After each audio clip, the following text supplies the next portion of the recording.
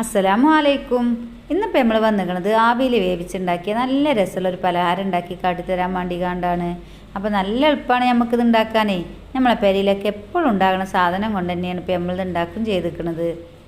നല്ല രസമാണിത് തിന്നാൻ. അപ്പോൾ കുട്ടികൾ സ്കൂളിൽ വരുമ്പോഴത്തേനൊക്കെ നമുക്ക് പെട്ടെന്ന് ഉണ്ടാക്കിയെടുക്കാൻ പറ്റിയ നല്ല രസമുള്ളൊരു പലഹാരമാണിത്.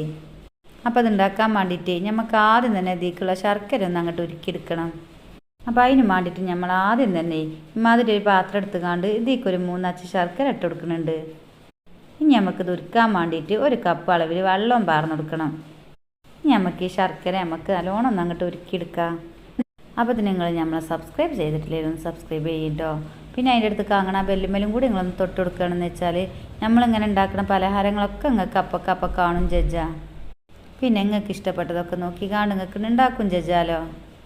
പിന്നെ നമുക്കൊരു ലൈക്ക് തരാൻ മറക്കരുത് കേട്ടോ. നിങ്ങളെ ലൈക്ക് കാണുമ്പോഴല്ലേ ഇപ്പം നമ്മൾ ഉണ്ടാക്കിയത് നിങ്ങൾക്ക് ഇഷ്ടപ്പെട്ടിക്കണമെന്ന് മനസ്സിലാകുക. അങ്ങനെ നമ്മളെ ശർക്കരയൊക്കെ ഇപ്പോൾ ഇവിടെ നല്ലോണം മുരുകി വന്നിക്കണ്.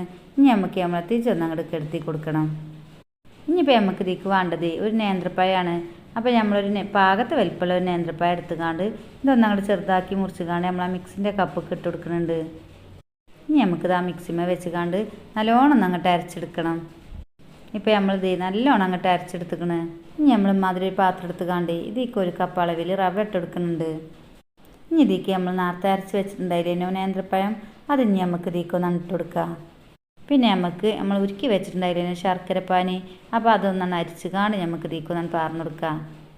അപ്പോൾ ഒരു അരിപ്പി കൂടെ പാർന്നാൽ മതി. എന്നാൽ പിന്നെ അതിൽ വല്ല കല്ലും പൊടിയൊക്കെ ഉണ്ടെങ്കിൽ നമുക്കത് കിട്ടും ചെയ്തോളും.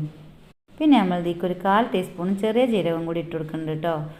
പിന്നെ ചെറിയ ജീരകത്തിൻ്റെ ചോയൊക്കെ കുട്ടികൾക്ക് ഇഷ്ടമുണ്ടെങ്കിൽ മാത്രം ഇട്ട് കൊടുത്താൽ മതി കേട്ടോ. വലിയവർക്കൊക്കെ പിന്നെ നല്ല തൃപ്പതി തന്നെ ആക്കാരം. പിന്നെ നമുക്കിതിൻ്റെ മധുരമൊക്കെ ഒന്ന് പാകമായി കിട്ടാൻ വേണ്ടിയിട്ട് ഒരു നുള്ളു ഉപ്പ് ഇട്ട് കൊടുക്കുക. പിന്നെ നമ്മളൊരു 1/2 ടീസ്പൂൺ ഏലക്കപ്പൊടി ഇട്ട് കൊടുക്കുന്നുണ്ട് കേട്ടോ. അപ്പോൾ ഒരു നുള്ളു പഞ്ചസാരയും കൂട്ടി കാണാൻ പൊടിച്ചതാണ് നമ്മളിപ്പോൾ ഇത്.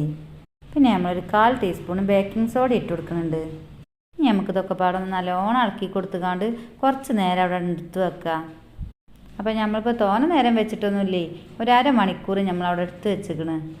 നമ്മൾ റവയൊക്കെ നല്ലോണം കുതിർന്ന് കിട്ടാൻ വേണ്ടിയിട്ടാണ്. ഇനി നമ്മൾ മാതിരി പാത്രം അടുപ്പത്ത് വെച്ചെടുത്തുകാണ്ട് അതിക്കൊരു 1 ടേബിൾ സ്പൂൺ നെജ്ജ് പറഞ്ഞു കൊടുക്കുന്നുണ്ട് കേട്ടോ.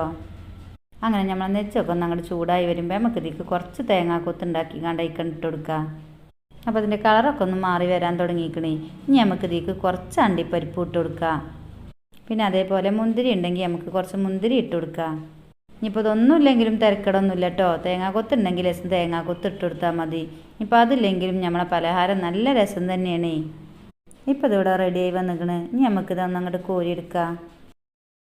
ഇനി നമുക്കിതിൽ കുറച്ചെണ്ണം എടുത്തുകൊണ്ട് നമ്മൾ ഈ മാവൊക്കെ ഇട്ട് കൊടുത്തുകൊണ്ട് നല്ലോണം ഒന്ന് അങ്ങോട്ട് ഇളക്കിയെടുക്കാം. ബാക്കിയുള്ളത് നമ്മൾ ഈ പലഹാരം ഉണ്ടാക്കുമ്പോൾ അതിൻ്റെ മേലെ കൂടെ ഇട്ട് കൊടുത്താൽ പിന്നെ നമുക്ക് കാണാനും നല്ല ചൊറുക്കിയേക്കാരേ. അങ്ങനെ ഇപ്പം നമ്മളെ മാവൊക്കെ ഇവിടെ റെഡി ആയിക്കണ്. ഇനി നോക്കുകയാണ് നമ്മളിപ്പം മാതിരി ഒരു പാത്രത്തിലാണ് കേട്ടോ അത് ഉണ്ടാക്കുന്നത്. ഇനിയിപ്പോൾ ഇങ്ങനത്തെ പാത്രത്തിന് പകരമായിട്ട് നമുക്ക് ഇഡ്ഡലിത്തട്ടിൽ പാർന്നുകാണ്ട് വേണമെങ്കിൽ ഉണ്ടാക്കാം. അല്ലെങ്കിൽ കേക്ക് ടിന്ന് കൊടുന്ന് വെച്ചിട്ടുണ്ടെന്ന് വെച്ചാൽ അതിൽ പാർന്നുകാണ്ട് ഉണ്ടാക്കാം കേട്ടോ. അപ്പോൾ അതൊക്കെ നമ്മളെ ഇഷ്ടത്തിനനുസരിച്ച് മാറ്റി കൊടുക്കേ. പിന്നെ ചെറിയ ചെറിയ പാത്രം ഉണ്ടെങ്കിൽ അതിക്ക് പാർന്നു കൊടുത്തുകാണ്ട് അങ്ങനെ നമുക്ക് ആവിയിൽ വേവിച്ചെടുക്കാം. പിന്നെ ഇഡ്ഡലിത്തട്ടിലാണെന്ന് വെച്ചാൽ നമുക്ക് നല്ല എളുപ്പമാണല്ലോ ഉണ്ടാക്കാൻ. ഇനി നമുക്ക് ഈ പാത്രത്തിൽ കുറച്ച് നെജ്ജൊന്ന് അങ്ങോട്ട് തടവി കൊടുക്കുക. എന്നാൽ പിന്നെ നമുക്ക് വേഗം എടുക്കാനും കിട്ടുമേ. നെജ്ജോ ഓയിലോ ഒക്കെ ഒന്ന് തടവി കൊടുത്താൽ പിന്നെ എളുപ്പം എടുക്കാൻ കിട്ടുമല്ലോ. അങ്ങനെ ഇപ്പോൾ നമ്മൾ നെജ്ജൊക്കെ ഒന്ന് അങ്ങോട്ട് തടവി കൊടുത്തേക്കണ്. ഇനി നമ്മളെ ഈ മാവ് തീക്കൊന്ന് അങ്ങോട്ട് പാർന്നു കൊടുക്കുക. അങ്ങനെ നമ്മളെ മാവൊക്കെ ഇപ്പോൾ തീക്ക് പാർന്നു കൊടുത്തേക്കണ്.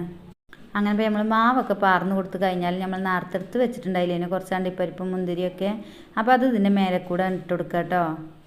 ഇനി നമുക്കിത് ആവിയിൽ വേവിച്ച് കാണ്ടാണ് നമ്മളിത് ഉണ്ടാക്കുന്നത്. അപ്പോൾ അതിന് വേണ്ടിയിട്ട് നമ്മൾ മാതിരി ഒരു പാത്രം അടുപ്പത്ത് വെച്ചെടുത്തുകൊണ്ട് അതിക്ക് വെള്ളമൊക്കെ പാർന്നു കൊടുത്തേക്കണ്. അപ്പോൾ നമ്മളെ വെള്ളമൊക്കെ ഇപ്പോൾ നല്ലോണം തിളച്ച് വരുന്നുണ്ട്. അപ്പോൾ അത് നമുക്ക് ഇനി ഒരു സ്റ്റാൻഡ് ഇതിൽ വെച്ചെടുത്തുകാണ്ട് അതിന് മേലെ ഇത് വെച്ചെടുത്തുകാണ്ട് നല്ലോണം ആവിയൊന്നും പുറത്തേക്ക് പോകാതെ നല്ലോണം അങ്ങോട്ട് മൂടി വെച്ചുകാണ്ട് ഇത് കുറച്ച് നേരം ഒന്ന് അങ്ങോട്ട് വേവിച്ചെടുക്കാം. അപ്പോൾ തോനെ നേരം വെച്ച് കൊടുക്കേണ്ട ആവശ്യമൊന്നുമില്ല കേട്ടോ. ഒരു 20-25 മിനിറ്റ് നേരം ഒന്ന് അങ്ങോട്ട് വേവിച്ചെടുത്താൽ മതി. പിന്നെ നമ്മളിത് ഇഡ്ഡലി തട്ടിലൊക്കെയാണ് വേവിച്ചതെന്ന് വെച്ചാൽ ഇത്രയും സമയം എടുക്കൂല കേട്ടോ. അങ്ങനെ ഇപ്പോൾ നമ്മൾ വെച്ചിട്ട് 20 മിനിറ്റൊക്കെ അയക്കണ്. ഇനി നമുക്കിതൊന്നും അങ്ങോട്ട് തുറന്ന് നോക്കാം. ഇനിയിപ്പോൾ നിങ്ങൾക്ക് ഇത് വെന്തുകണോ ഇല്ലേ എന്നൊക്കെ ഒരു സംശയം തോന്നുകയാണെന്ന് വെച്ചാൽ നമ്മളെ പപ്പടക്കോലോ അല്ലെങ്കിൽ അതേപോലെ ഒരു ഈർക്കിളിയോ അല്ലെങ്കിൽ കത്തിൻ്റെ ചുണ്ടൊക്കെ എടുത്തുകൊണ്ട് വെല്ലം ഒന്ന് അങ്ങോട്ട് കുത്തി വയ്ക്കിയാൽ മതി കേട്ടോ. അപ്പോൾ നമുക്ക് ഈ മുട്ടിപ്പിടിച്ചൊന്നും പോരുന്നില്ല വെച്ചാൽ നമുക്ക് മനസ്സിലാക്കാം നമ്മളെ പലഹാരമൊക്കെ നല്ലോണം ഉഷാറായിട്ട് വെന്തിക്കണമെന്ന്. അപ്പോൾ കണ്ടില്ല ഞങ്ങൾ ഇത് നല്ല ഉഷാറായി കിട്ടിയിരിക്കണേ നമുക്ക്. ഇനി നമുക്ക് ഇതൊന്നും അങ്ങോട്ട് ചൂടാറിയതിന് ശേഷം ഇത് ഈ പാത്രത്തിൽ നിന്ന് അങ്ങോട്ട് മാറ്റിയെടുക്കുക. അപ്പോൾ കണ്ടില്ല ഞങ്ങൾ നല്ല രസമുള്ളൊരു പലഹാരം നമുക്കിവിടെ കിട്ടിയിരിക്കണേ.